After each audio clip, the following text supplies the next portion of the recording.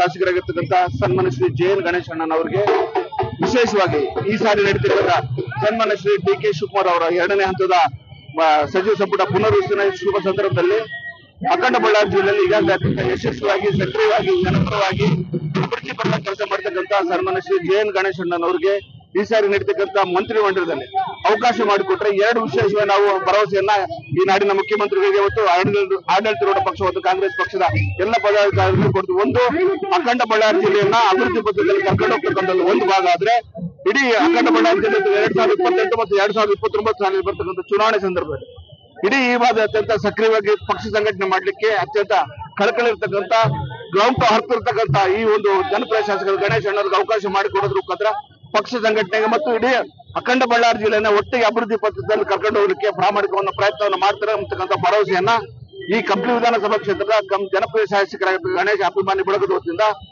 ಈ ಸರ್ಕಾರ, ರಾಜ್ಯ ಸರ್ಕಾರದ ಮುಖ್ಯಮಂತ್ರಿಗಳಾಗಿರ್ತಕ್ಕಂಥ ಡಿ.ಕೆ. ಶಿವಕುಮಾರ್ ಅವರನ್ನ, ಎಐಸಿಸಿ ಪದಾಧಿಕಾರಿಗಳನ್ನ ಮತ್ತು ಕೆಪಿಸಿಸಿ ಪದಾಧಿಕಾರಿಗಳನ್ನ ನಾವು ಈ ಮೂಲಕ ಒತ್ತಾಯ ಮಾಡ್ತೀವಿ.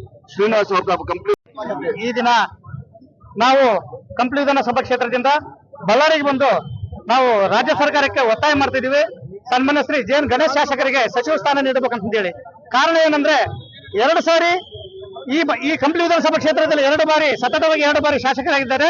ಅದೇ ರೀತಿಯಾಗಿ ಬರೇ ಕಂಪ್ಲಿ ಕ್ಷೇತ್ರದಲ್ಲಿ ಬರೀ ಶಾಸಕರಾಗಿ ಇವತ್ತು ಸಾವಿರಾರು ಕೋಟಿ ಅನುದಾನ ತಂದಿದ್ದಾರೆ. ನೀವು ನೋಡಬಹುದು, ಇವತ್ತು ರಸ್ತೆ ಇರಬಹುದು, 117 ಕೋಟಿ ಬ್ರಿಡ್ಜ್ ಇರ್ಬೋದು, ಗಂಗೋತ್ರಿ ಸೇತುವೆ ಇರ್ಬೋದು, ಇವತ್ತು ಶಾಲಾ ಕಾಲೇಜುಗಳು ಇರ್ಬೋದು, ಹಾಸ್ಟೆಲ್ಗಳು ಇರ್ಬೋದು.